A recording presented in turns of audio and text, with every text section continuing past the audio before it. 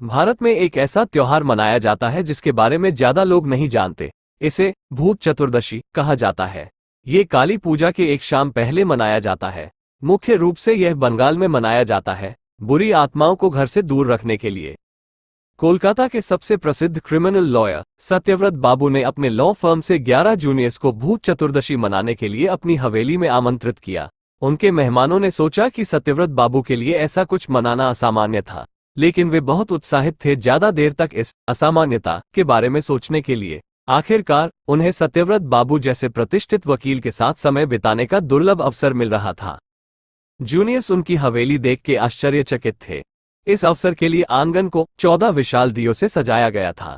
यहाँ तक कि डाइनिंग हॉल को भी केवल दियों से रोशन किया गया था, शायद भूत चतुर्दशी का मूड सेट करने के लिए। खाने की टेबल 14 प्रकार की मछलियों और 14 प्रकार के साग जैसे व्यंजनों से भरी हुई थी। साथ ही सभी के लिए महंगी वाइन भी थी। डिनर खत्म करने के बाद एक जूनियर जिशु ने सुझाव दिया कि वे एक गेम खेलें। उसने कहा कि वह शराब की खाली बोतलों में से एक को घुमाएगा और बोतल जिसकी ओर इशारा करेगी उसे एक भूत की कहानी सुनानी होगी। सत्यव्रत बाबू को छोड़कर सभी सहमत थे।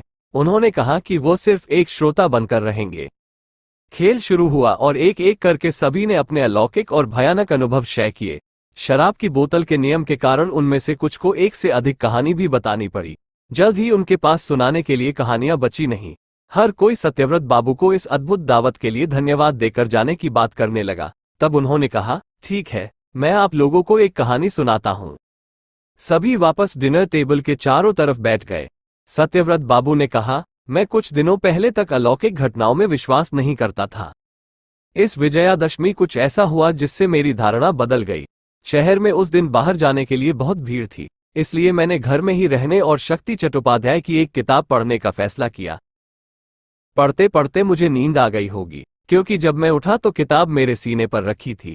सत्यव्रत बाबू कुछ सेकंड के लिए रुके। वे फर्श की ओर देख रहे थे। मेरी छाती पर केवल किताब ही नहीं रखी थी, मेरे सीने पर 2 काले हाथ भी रखे हुए थे। ऐसा लग रहा था जैसे वो हाथ डांबर के बने हों। मैंने देखा कि बिस्तर पर मेरे शरीर के दोनों तरफ आलथी पालथी मारकर 2 मुखविहीन काले जीव बैठे हुए हैं। मैंने उनसे पूछा कि वे कौन हैं और वे मुझसे क्या चाहते हैं। उन्होंने कहा कि उनके नाम पीड़ा और वामन थे और वे काल के सेवक थे। उन्होंने कहा कि मुझ पर उनका ऋण है। मुझे नहीं पता था कि वे किस बारे में बात कर रहे थे। मुझे ये भी नहीं पता था कि वे वास्तव में थे भी या नहीं। इसलिए मैंने अपनी आंखें बंद कर ली और इस दुःस्वप्न से जागने की कोशिश की। लेकिन वे बोलते रहे। उन्होंने कहा कि सभी जीवन को सभी मृत्यु द्वारा संतुलित किया जाना चाहिए, जैसे कि समय की शुरुआत से होता आ रहा है। मैंने उनसे कहा कि मुझे समझ नहीं आया। उन्होंने बात करना बंद कर दिया और एक दूसरे को देखा।